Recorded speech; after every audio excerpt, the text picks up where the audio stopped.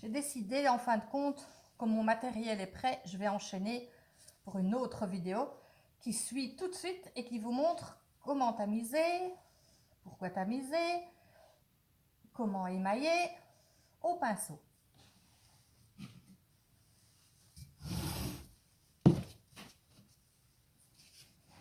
Donc tout à l'heure, juste la vidéo avant, j'ai préparé mon émail transparent que j'ai coloré avec un pigment framboise. Je vais à présent, parce que vous les voyez pas évidemment à la caméra, mais il y a des petits grumeaux pas sympas. Voilà. Il n'y a rien à faire. Il y a certaines techniques, certaines petites étapes qu'on ne sait pas éviter, qu'on ne peut pas les boycotter parce que une fois qu'on le fait, une fois qu'on sort la pièce du four, on se dit ah ben c'est vraiment pas le résultat que j'attendais, mais une fois qu'on s'est donné les moyens et qu'on s'est donné toutes les chances de réussir,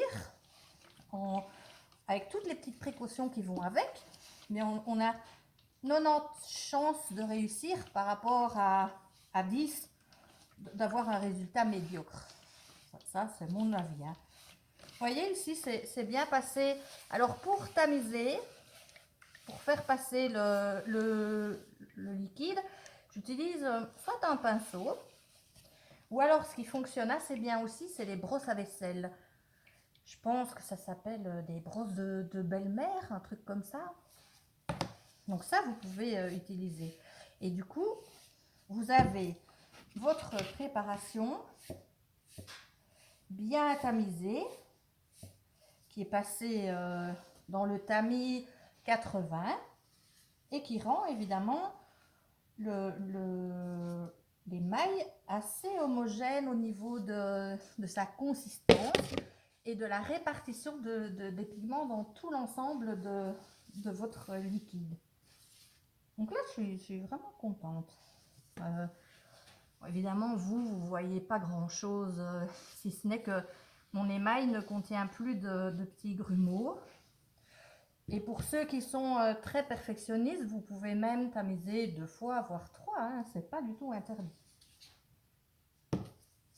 Alors, je me rends compte qu'avec mon système de vidéo, je ne dois pas dépasser 10 minutes. C'est pour ça que je vais le faire que je l'ai fait en 2 étapes, parce que autrement je dois faire des montages et ça je ne sais pas le faire. J'ai choisi un petit gobelet tout simple pour vous montrer comment j'émaille les étapes. Maintenant, vous allez entendre et lire des tas de choses qui peuvent être différentes, qui peuvent se contredire, qui vont peut-être à l'encontre de ce que je raconte. Je n'ai pas la prétention de dire que c'est comme ça qu'il faut faire. Je vous dis simplement, moi je procède de cette façon et ça garantit des résultats assez satisfaisants. Donc c'est dans cet esprit-là que je vous partage les choses. Et surtout, si vous avez d'autres informations, utilisez-les et appropriez-vous les infos pour vous dire que tout ce qui est chouette dans chaque personne qui vous donnera une info ou dans les lectures, eh bien, c'est vous qui allez décider de faire le tri par rapport aux infos.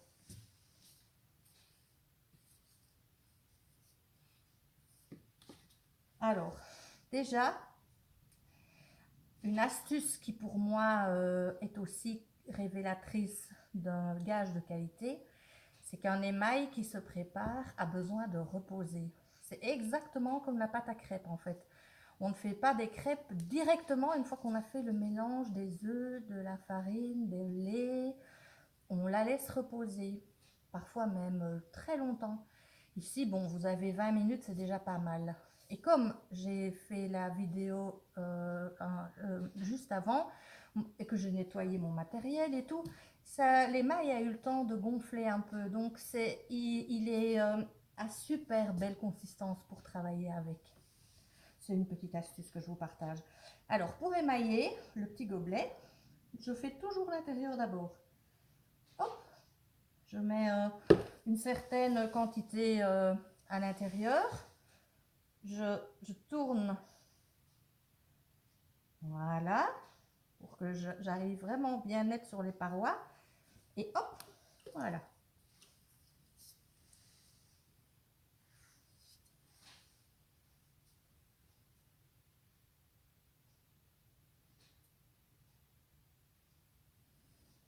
Vous voyez, oh mon Dieu, j'avais pas vu que ça se voyait pas mon mouvement. Voilà. J'ai émaillé à l'intérieur.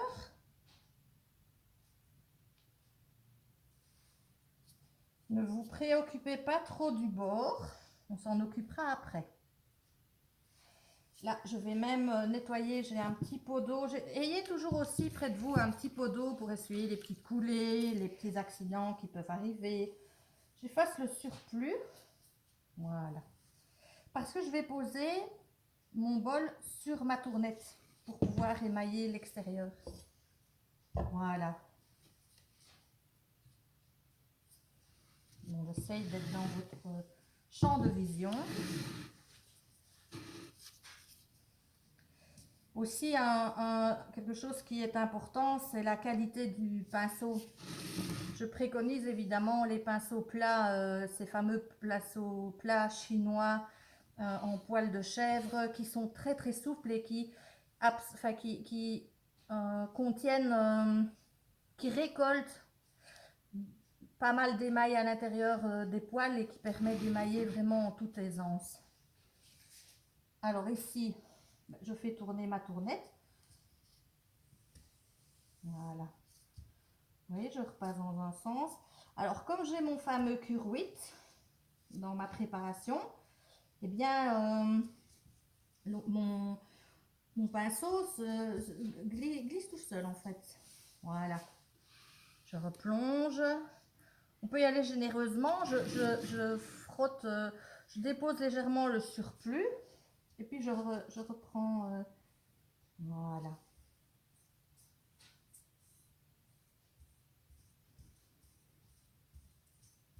Voilà.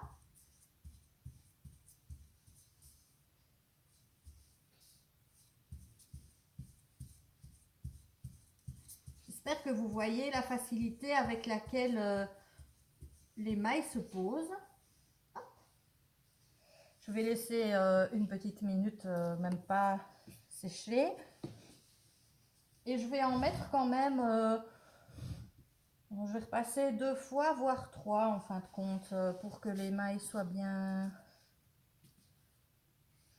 posé. Voilà.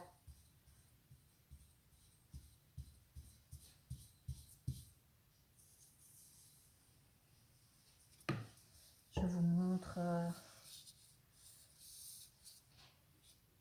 sais pas ce que ça donne quand vous allez regarder, mais vous voyez que ça s'est vraiment bien posé.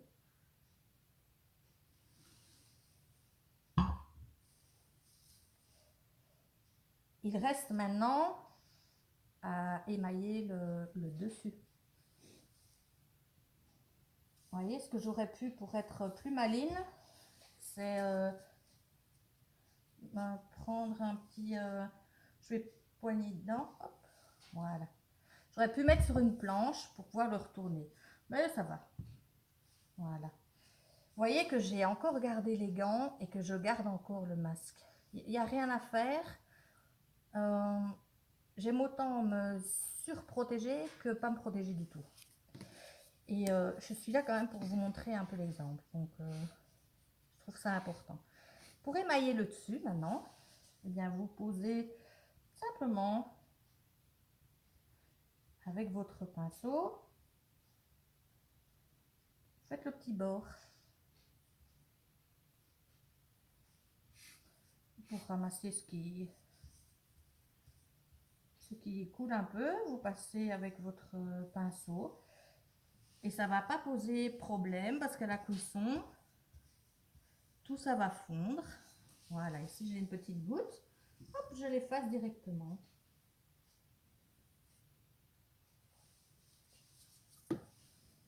Voilà. mon petit gobelet et émailler au pinceau. Alors évidemment, il faudra attendre qu'il soit cuit pour que je vous montre le résultat lors d'une prochaine fois, évidemment.